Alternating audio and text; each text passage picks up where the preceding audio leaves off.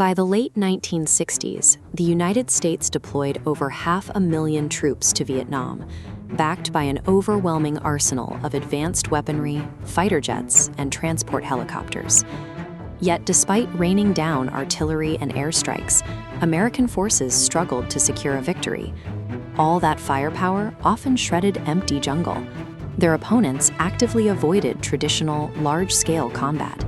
Instead, they navigated rural waterways, looking like ordinary farmers and shopkeepers, vanishing into the local population the moment a firefight ended. A massive conventional army cannot secure victory if it cannot actually identify who it is fighting. Beneath the surface of South Vietnamese society existed a clandestine organization. American intelligence called it the Viet Cong Infrastructure, or VCI.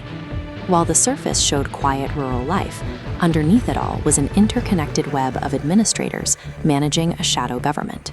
Every successful ambush relied on this hidden pipeline, providing the food, weapons, and targeting data that made the guerrilla war possible. American commanders realized that sending more troops into the jungle would accomplish nothing unless they dismantled this specific administrative network first. In 1967, the CIA partnered with the South Vietnamese government to create Operation Phoenix, a massive multi-agency intelligence coordination bureaucracy. The process began by vacuuming up fragmented pieces of information from across the country. Local officials handed over lists of suspicious activities, civilian informants whispered rumors, and military personnel translated captured documents. Chaotic reports flowed into provincial intelligence coordination centers to be cross-referenced. To protect against false accusations, the system required multiple independent sources, like a captured document, radio intercept, and an informant, to identify the exact same person before authorizing action. By filtering the noise through this bureaucracy, the CIA successfully turned vague village whispers into verified targets. Once the intelligence machine verified a target, the paperwork was handed over to the Provincial Reconnaissance Units, or PRUs. These were specialized South Vietnamese strike teams advised by the CIA. Instead of engaging in large-scale firefights, PRU teams relied on stealth. They operated almost entirely at night, slipping into villages to capture high-value targets while they slept. Those captured in the raids were loaded onto trucks and transferred to regional interrogation centers run by South Vietnamese authorities, with the CIA providing intelligence support.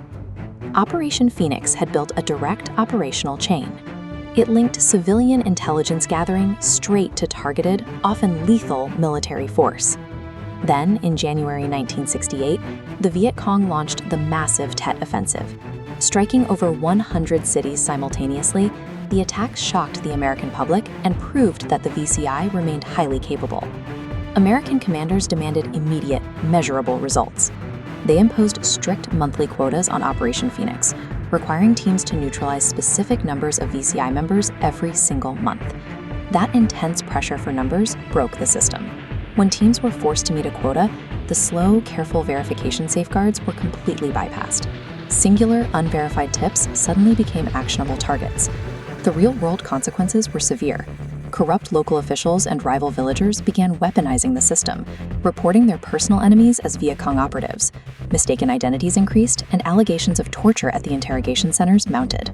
By prioritizing quota-driven outputs over verified intelligence, the Phoenix machine dismantled its own operational and ethical guardrails.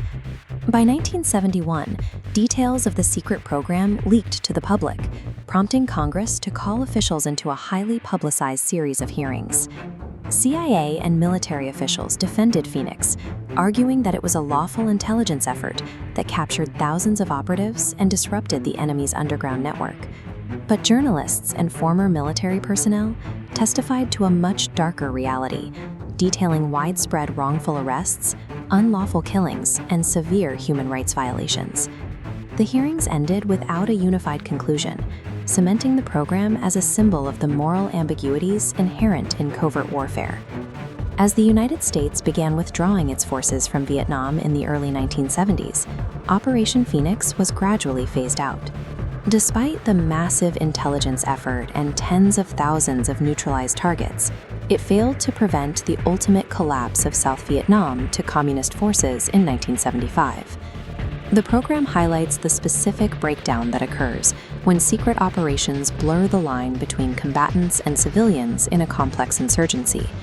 The debate over the program's methods remains a critical lesson for modern intelligence gathering.